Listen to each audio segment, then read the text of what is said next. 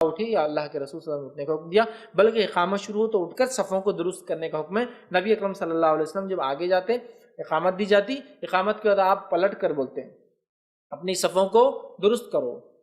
اپنی صفوں کو، بخاری کی روایت میں اپنی صفوں کو درست کرو، اس لیے کیا فرماتے فَإِنَّ تَصْفِيَةِ الصُّفُوفِ مِن تَمَامِ الصَّلَاةِ، صفوں کا درست ہونا نماز کے قائم کرنے میں ہے، ضروری ہے۔ تو صحابہ صفوں کو سیدھا کرتے، جب اقامت ہوئی، نبی نے امام نے اعلان کیا صف سیدھی ہو رہی ہے، تو وہاں کہیں بھی نہیں ہے کہ صحابہ بیٹھے رہتے تھے، حی علی الصلاۃ پہ اٹھتے تھے پھر صفیں سیدھی، نہیں، صحابہ صفیں سیدھی کرنا شروع کر دیتے تھے جگہ کرنا، لیکن اس کے باوجود بھی اللہ کے رسول اعلان کرتے، چونکہ صف کا سیدھی کرنا بہت اہم عمل ہے، آپ اعلان کرتے، پھر صحابہ صف کرتے۔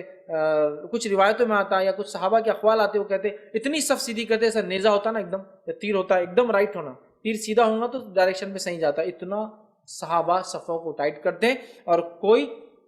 جگہ خالی نہیں ہوتی، کاندھے سے کاندھا قدم سے قدم لگتے۔ ایک مرتبہ ایک صحابی کھڑے تھے اور ابو دجانہ نام تھا رضی اللہ عنہ، اور ان کا فزیک ایسی تھی کہ چیسٹ باہر رہتا تھا، ہو سکتا آرمس وہ ہو یا پھر بیکس بڑے ہوتے کسی کے تو فزیک ہی ایسی ہو جاتی ہے، تو ان کی فزیک تھی۔ تو نبی اکرم نے ایک بار صف میں دیکھا ان کو تو چیسٹ باہر تھا، تو آپ نے کہا ابو دجانہ کہ امت میں اختلاف چاہتے ہو؟ تو کہا نہیں، تو کہا سینے کو اندر لو، تو وہ ایسے کھڑے ہوتے تھے، مطلب چیسٹ بھی باہر نہیں آنا ہے، صفیں اتنی درست کہ سینے اور کاندھا اور قدم بالکل سیدھا،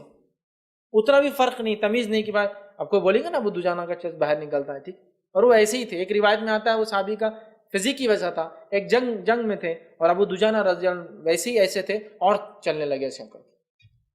صحابہ نے کہا یہ تو اکڑ والی چال ہے۔ نبی اکرم صلی اللہ علیہ وسلم کا ابو دجانہ کو چھوڑ دو، جنگ میں یہ چال کا گناہ نہیں، جنگ میں اگر کوئی ایسا چلتا ہے تو اس کا نہیں، چونکہ جنگ دکھاوا ہے، جنگ دھوکہ ہے نا، وہاں دشمن کو وہ کرنا۔ اب اگر کوئی سولجر ایسا چلیں گا تو سامنے والی فوج موٹیویٹ ہو جاتی ہے، تو کمزور لوگ آ گئے، سفید بالے والے لوگ دکھیں گے تو نہیں، کمزور آ گئے، اس لیے جنگ کے اندر دھوکہ ہے، جنگ میں بال کالے کر سکتا ہے ایک بڑا آدمی تاکہ دشمن کو دھوکہ دے، وہ یہ نہ سمجھے کہ بوڑھے لوگ جمع ہیں، سمجھے آپ، دھوکہ ہے، چال ہے۔ تو وہ چلنے لگے تو آپ نے کہا یہاں چھوڑ دو، اس لیے کہ یہاں یہ چال کا گناہ نہیں، اس کا مطلب ان کی فزیک کی ویسی تھی۔ تو ایک بار صف میں کھڑے تھے، آپ نے کہا کیا تم اختلاف چاہتے ہو؟ فوراً اندر لے لیا، مطلب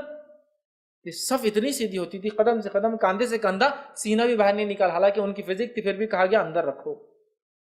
تو صفوں کا درست کرنا اتنا اہم ہے۔